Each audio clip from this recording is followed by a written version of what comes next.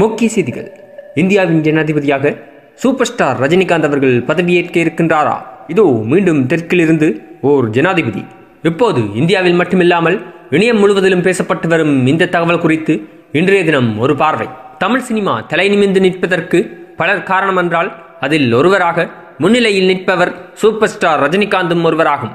இவர் தன்னுடைய வாழ்க்கையில் பல வருடங்களாக சர்ச்சைகளில் சிக்காமல் நிம்மதியான வாழ்க்கையை நடத்தி வந்தார். ஆனால் இப்போது சில காலமாக பிரச்சனை மேல் பிரச்சனையாக சிக்கிக் கொண்டிருக்கின்றார்.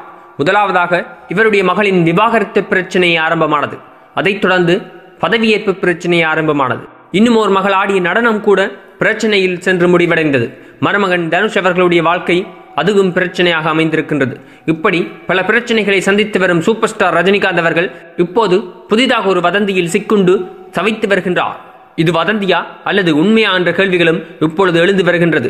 சூப்பர் ஸ்டார் ரஜினிகாந்திடம் எப்பொழுதும் கேட்கப்படும் கேள்வியாக அமைந்திருப்பது, நீங்கள் அரசியலுக்கு வருவீர்களா மாட்டீர்களா என்ற கேள்விதான்.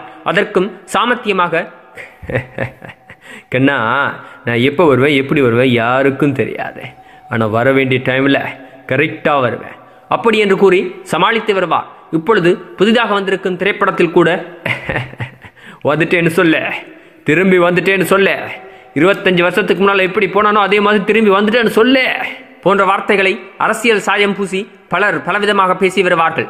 அந்த வகையில் இப்பொழுது சூப்பர் ஸ்டார் ரஜினிகாந்த் அவர்கள் அடுத்த ஜனாதிபதியாக பதவியேற்று அதன் மூலமாக மத்திய அரசுக்கு தன்னுடைய ஆதரவை தெரிவிக்க இருப்பதாக ஒரு தகவல் பரவி வருகின்றது.